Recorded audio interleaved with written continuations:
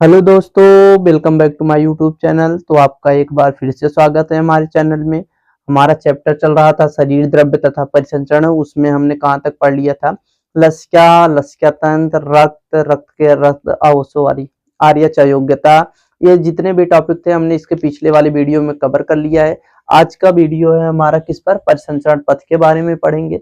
तो चलिए शुरू करते हैं बिना किसी देरी के। और हाँ, आप लोगों को कहना चाहेंगे कि आप एनसीईआरटी लेकर बैठिए, उसको मिलाते रहिए कि एनसीईआरटी का हर एक पॉइंट यहाँ पर लिखा गया है, आप उसको हाईलाइट करते चलिए। तो चलिए शुरू करते हैं बिना किसी देरी के। तो सबसे पहले हम जानेंगे कि परिसंचरण पथ होता कितने प्रकार का है। तो ये दो प्रकार का होता है, एक होता है खुला परिसंचरण तंत्र और एक क्या होता है? बंद परिसंचरण तंत्र। परिसंचरण तंत्र कितने प्रकार के होते हैं? एक खुला और दूसरा बंद। अब खुले में और बंद में अंतर क्या होता है? तो जो आपका खुला परिसंचरण तंत्र होता है, इसमें जो आपकी रक्त वाहिनियां होती हैं कैसी होती हैं? पूर्ण विकसित नहीं होती हैं। जबकि आपका जो ये बंद परिसंचरण तंत्र होता है, इसमें आपका रक्त वाहिनियां क्या होती हैं? पूर्ण विकसित होती हैं। यही दोनों में अंतर है। इसमें रक्त आता है हृदय से तो कहाँ चला जाता है? गुहा में चला जाता है, क्योंकि रक्त वाहिनी पूर्ण विकसित नहीं होती है। तो हृदय से रक्त आएगा और कहाँ चला जाएगा? गुहा में। फिर गुहा में आपके अंगों तक यूज होगा, जो अंग जहां तक जाएगा फिर वहां से कहाँ चला जाएगा? हृदय में। जबकि आपके बंद परिसंचरण तंत्र में ऐसा कुछ नहीं होता है। इसमें रक्तवाहिनियां पूर्ण विकसित होती हैं, रक्त हृदय से निकलता है, आपके अंगों तक जाता है प्रॉपर तरीके से, फिर अंगों में यूज होगा, फिर वहां से रक्तवाहिनियों द्वारा ही कहाँ चला जाता है? हृदय में। अब ये बंद है, इसमें रक्तवाहिनी पूर्ण विकसित है, जिसका कुछ न कुछ लाभ होगा। तो इसका लाभ क्या है कि यह गैसों एवं अन्य पदार्थों का जो परिवहन करता है, इसमें जल्दी होती है, क्योंकि रास्ता इसका बंद है, जहां जाना होगा वहीं जाएगा, प्रॉपर तरीके से जाता है। तो यहाँ पर गैसों एवं अन्य पदार्थों का जो परिवहन होता है वो कैसा होता है? जल्दी होता है और शरीर के सभी अंगों तक बराबर मात्रा में जाता है। जबकि आपके खुला में ऐसा नहीं हो पाता। ये आपका हृदय से रक्त निकलेगा और पूरे गुहा में फैल जाता है, फिर वहां से यूज होता है और चला जाता है फिर पुनः वापस हृदय में। अब हम बात करते हैं खुला परिसंचरण तंत्र पाया किस में जाता है और बंद परिसंचरण तंत्र किस में पाया जाता है। तो जो आपके संघ आर्थ्रोपोडा के जीव हैं और जो संघ मोलस्का के जीव हैं, इन दोनों में पाया जाता है खुला परिसंचरण तंत्र। आपकी एनसीईआरटी में ये वाला पॉइंट नहीं है, लेकिन देख लीजिए कि जो आपका संघ एनिलिडा होता है, उसका एक जीव होता है जोंक, इसमें पाया जाता है क्या? खुला परिसंचरण तंत्र। जबकि आपका जो बंद परिसंचरण तंत्र होता है, ये आपके पाया जाता है संघ एनिलिडा, और एनिलिडा में भी किस जीव में? केचुआ में। यदि एनिलिडा जोंक पूछे तो उसमें पाया जाता है खुला परिसंचरण तंत्र। जबकि आपका जो एनिलिडा का ही जीव है केचुआ, उसमें कौन सा पाया जाता है? बंद परिसंचरण तंत्र। तो देख रहे हो कि एक ही संघ के दो जीवों में दो अलग अलग प्रकार के परिसंचरण तंत्र पाए जाते हैं। यदि एनिलिडा जोंक की बात करें तो उसमें खुला परिसंचरण तंत्र होगा। यदि एनिलिडा के ही जीव केचुआ की बात करें तो उसमें बंद प्रकार का परिसंचरण तंत्र होगा। और जो आपका ये संघ बंद परिसंचरण तंत्र होता है, आपके संघ कार्डेटा में भी पाया जाता है, जिसमें हम लोग भी आते हैं। आप लोगों को पता भी होगा कि जो आपका संघ कार्डेटा होता है, इसमें 5 वर्ग होते हैं। तो जो 5 वर्ग होते हैं उनमें क्या पाया जाता है? बंद परिसंचरण तंत्र। तो चलिए शुरू करते हैं। अब क्या संघ कार्डेटा के बारे में हम देखेंगे कि संघ कार्डेटा ही आपकी एनसीईआरटी में दिया है, तो इसी की बात करेंगे। संघ कार्डेटा में जो हृदय होता है वो कैसा होता है? पेशी हृदय होता है। और इसमें जो परिसंचरण पथ होता है ये 3 प्रकार का होता है। इसमें जो परिसंचरण पथ होता है 3 प्रकार का होता है। एक होता है एकल परिसंचरण पथ, और दूसरा होता है अपूर्ण दोहरा परिसंचरण, और तीसरा होता है क्या? पूर्ण दोहरा परिसंचरण तंत्र। अब जो आपका एकल परिसंचरण तंत्र होता है, इसमें होते हैं 2 कक्षीय हृदय। और 2 कक्षीय हृदय का मतलब इसमें हृदय के 2 कक्ष होंगे, जिसमें एक अलिंद होता है और एक क्या होता है? निलय होता है। जबकि आपका जो अपूर्ण दोहरा परिसंचरण होता है, इसमें 3 कक्षीय हृदय पाए जाते हैं, यानी हृदय में 3 कोष्ठ होंगे, 3 चेंबर होते हैं, जिसमें आपका 2 क्या होगा? अलिंद होगा और एक क्या होता है? निलय होता है। आपका जो ये पूर्ण दोहरा परिसंचरण पथ होता है, इसमें क्या होता है कि 4 कक्षीय हृदय होते हैं, यानी हृदय में 4 चेंबर होते हैं, जिसमें से 2 आलिंद होता है और 2 निलय होता है, जैसा कि हम लोगों में पाया जाता है। आपका जो ये एकल परिसंचरण तंत्र है, अगर पूछे किस में पाया जाता है, तो ये आपके संघ कार्डेटा के वर्ग पिसीज में पाया जाता है, यानी जिसमें मछलियां आती हैं उस वर्ग में क्या पाया जाता है? एकल परिसंचरण पथ पाया जाता है। जबकि आपका जो ये अपूर्ण दोहरा परिसंचरण होता है, ये पाया जाता है आपके वर्ग उभयचर में और वर्ग सरीसृप में। उभयचर की भी बात करें तो किसमें? मेढक में। मेढक में क्या पाया जाता है, अपूर्ण दोहरा परिसंचरण पाया जाता है। इसमें 3 कोष्ठी हृदय पाया जाता है, जिसमें 2 अलिंद होता है और एक क्या होता है, नीले। और जो आपके वर्ग सरीसृप होते हैं, जिसमें आपके सर्प आते हैं, छिपकली आते हैं, यानी जो रेंगते हैं, उनमें भी क्या पाया जाता है, 3 कक्षीय हृदय पाया जाता है और अपूर्ण दोहरा ही परिसंचरण पाया जाता है। यदि हम पूर्ण दोहरा परिसंचरण की बात करें तो इसमें 4 कोष्ठी हृदय होता है, जिसमें से आपका 2 अलिंद होता है और 2 निलय होता है।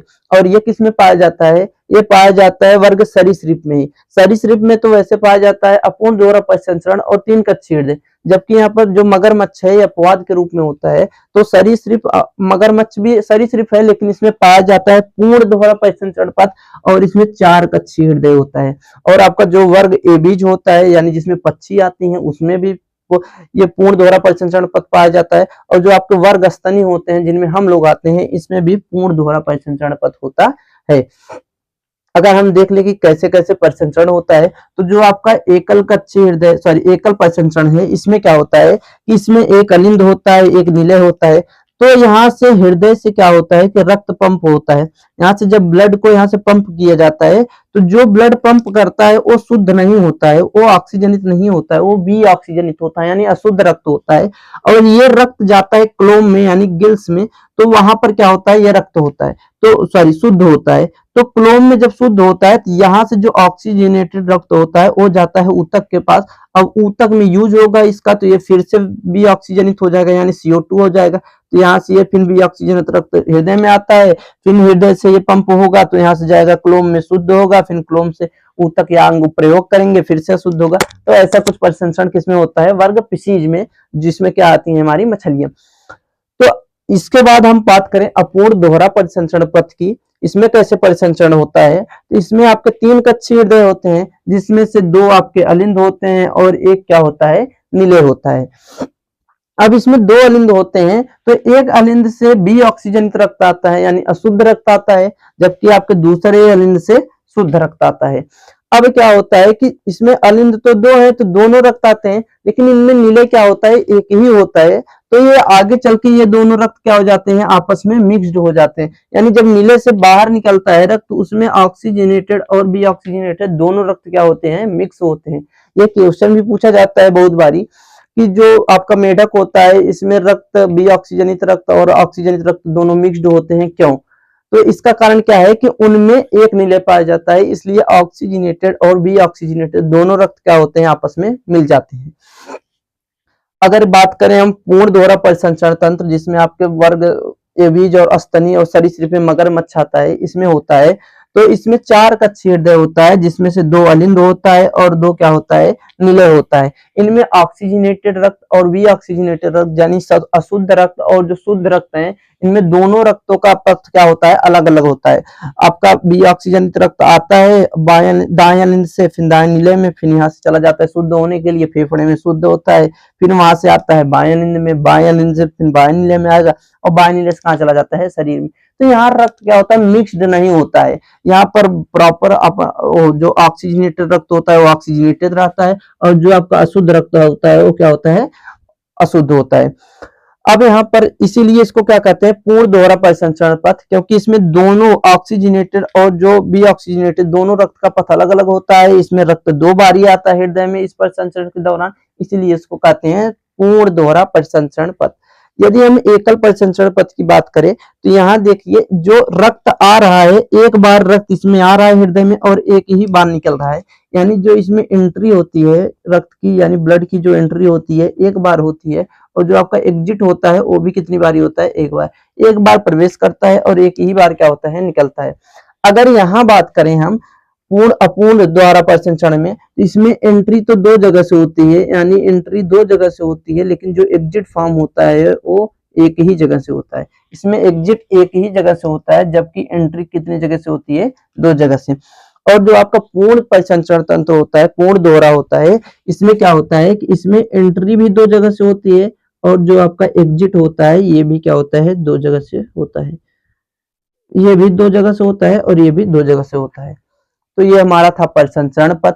हमने देखिए ज्यादा से ज्यादा मुश्किल से 10 मिनट की वीडियो होगी, उसमें पूरा परिसंचरण तंत्र कवर कर लिया, और एनसीईआरटी का हर एक पॉइंट भी साथ में कवर किया है। यदि आप लोग एनसीईआरटी लेकर बैठे होंगे तो आप हाईलाइट करे होंगे, आप पढ़े होंगे, तो आपको दिखा होगा कि एक भी पॉइंट नहीं छूटा है। तो आप लोग वीडियो को पूरा वॉच कीजिए और एनसीईआरटी साथ में रीड करते चलिए। तो वीडियो देखने के लिए पूरा धन्यवाद। वीडियो को लाइक एवं सब्सक्राइब जरूर करें। कमेंट में जरूर बताएं कि कैसा लगा आपका वीडियो। आपके एक एक कमेंट से हमको बहुत ज्यादा ही क्या होता है, मोटिवेशन आता है, समझ में आता है कि हम किस रास्ते पर चल रहे हैं, सही पढ़ा रहे हैं, समझ में आ रहा है कि नहीं। तो एक कमेंट जरूर कमेंट बॉक्स में छोड़िएगा। थैंक यू, धन्यवाद।